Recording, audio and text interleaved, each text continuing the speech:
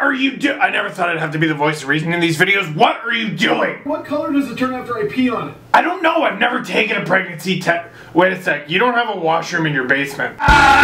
Are you serious? Mind blown. We need ideas. I'm dumb. Silly hard. We get to the game, please.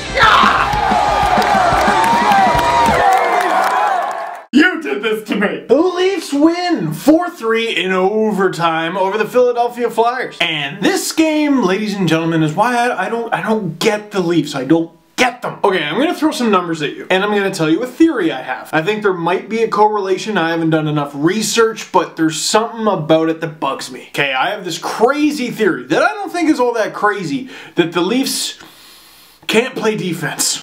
But the trade-off is their offense is bananas. And when offense is all they're focusing on, they kick ass. The second they even attempt to crawl into a turtle shell, it fails. With Game 7 in Boston and a game against Pittsburgh earlier this year, the Leafs gave up 2 4-1 leads with 2 different goalies. And that was a matter of 20 games? Relax. This isn't a big the Leafs suck rant, because they won.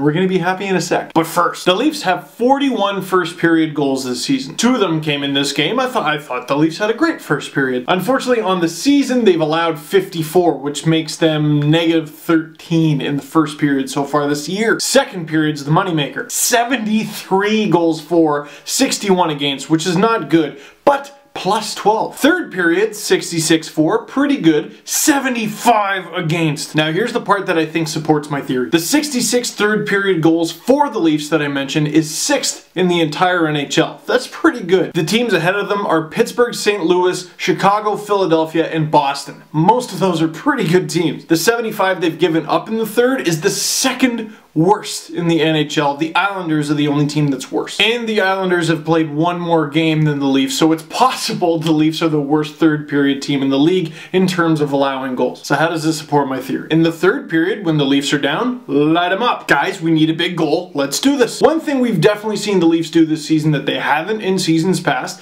is come back. That's been a recent trend, like the last maybe 2-3 years. There was an agonizing period for a while where I was just, I can't watch. They're down by 2, forget it. Now, hey, a lot of offensive weapons, Kessel, JVR, you could even throw Bozak in that mix, Kadri, Lupul, etc., etc. They're pretty good. The other side of that is when they have a lead, they cannot defend it. They cough up the 2-0 lead, they cough up the 3-2 lead. Luckily, they win in overtime. And you might be like, Steve, what are you complaining about? They won! That's happy, it's exciting hockey, it's overtime. They call it free hockey. Yes, you're right, but my heart. Why do you do this to me, Leafs? Que quiz? I just can't even with the Leafs, okay? Can you just? The Leafs stress me out, TBH, IRL. Now, I haven't found a site that keeps this stat, although I haven't really put any research into it. So if you can help me find a site that keeps track of how many leads a team gives up, I will love you. Because the Leafs have to be up there. They've got to be. But hey, it makes the Leafs exciting as hell to watch. Because the game's never over. It's never done. On one hand, you'll get those losses like the one to Pittsburgh that I mentioned,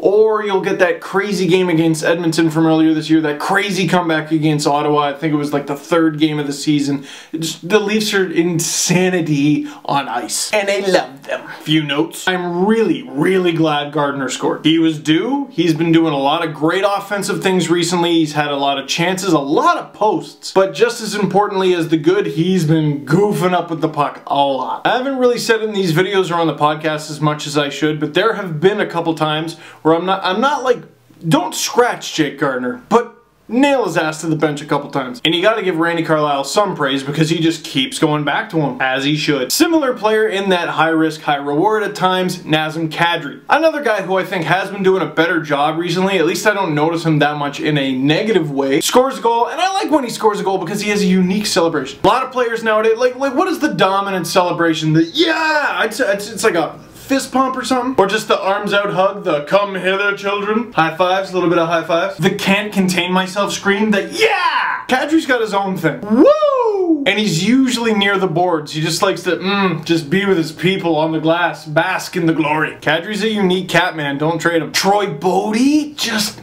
Troy Bodie. I've said it before, I think I'll go ahead and say it again. I hated that signing in the summer. I hated it so much. 2 assists in this game, and he was instrumental in the goal for May Ray Hay. Get a little uncomfortable when I say that, but then I say what the hey. And of course, 4th goal scorer. He's been a little sluggish recently in the goal column. That's why I was glad to see him get one. Also the whole winning thing. Joffrey Lupul, number 19 for number 19. That's a champagne goal. Like if you're turning the same age as the day of the month, that's your champagne birthday. Like March 12th when I was turning 12, that was my champagne. You get it, right? Number 19 for number 19, that's his champagne goal. That's what I'm gonna call it. Can't wait for Kessel to score his. But there is one last player I want to talk about. One last player that I want to give praise to. Is it Kuhlman? Could be Kuhlman. I talk about him a lot. I like him. Bozak? I've given him plenty of praise lately, and he was on the ice for every Flyers goal, so... JVR? Do I compare him to Shen for half an hour, forever? No, because even though the Leafs are on the winning end of that storyline for a change, I'm kind of getting bored. The player I want to praise...